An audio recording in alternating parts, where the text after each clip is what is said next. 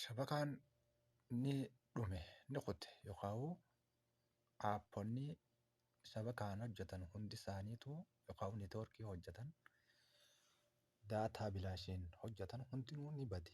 Haa ta'u malee tokko deebi'aa waan jiru fakkaata. Inninis moobaayiliin ammaaf tanaaf deebi'ee jira. Assalaamu alaikum warahmatullahi wabarakatuh. Ashama harka fuunee obboleeyyantii. Namni moobaayilii qabdan itti fayyadamuu ni dandeessan. Inninis daataa neetwoorkii kajuu kana. Amma kanaatu moobaayilii irra fayyada. Mee isa kana waliin haa ilaallu.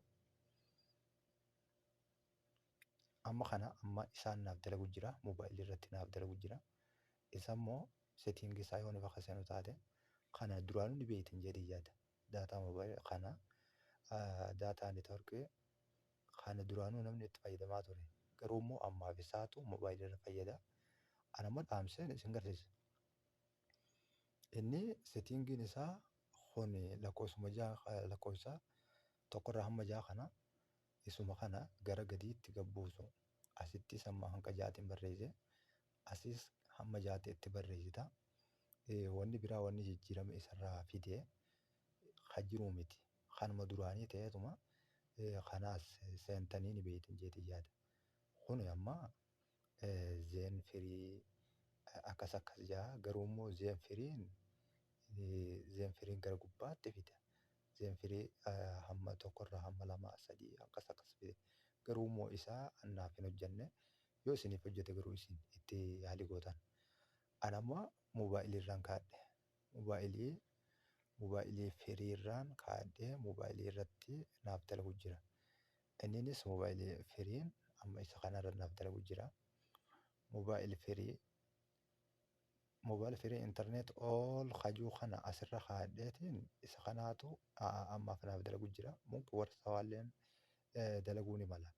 Kanaafuu isa kana itti fayyadamaa anuma isa kanarratti ogundee moobaayilii makanatti hin dhawadha. Kana duraan irra naa jira waan ta'eef asirratti lakkoofsa kana ni guutan lakkoofsa tokkorraa hamma jahaati. Anamma kanaas tokkorraa hanga jahaati. Kanumaan itti guute wanni biraa wanni isin gaafatu kan biraa hin jiru. Kanammoo alaabaa fi kana isin hin barbaachisu. Asuma irra deebitan inni nu kanumatti isinii fide waan ta'eef. Achii booda irratti meegaa seetiingii isaa guunne waan jiruuf istaartii goonee ilaalla. Istaartii goonaa jechuudha.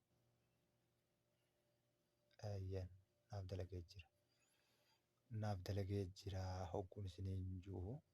Daataan kiyya moobaayilii irra jira. Amma inni dalaguu isaa mee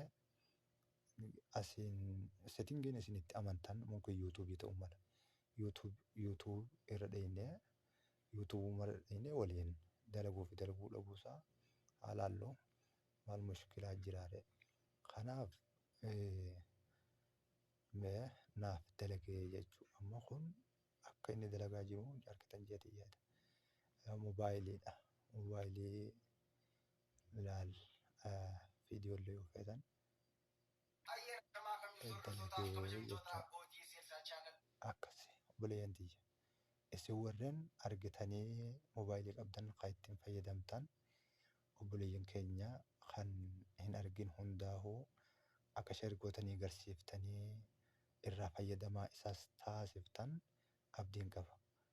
Kanaafuu waliin gayaan afeerraa kootii. Assalaamu alaikum warahmatullahi wabarakatuh.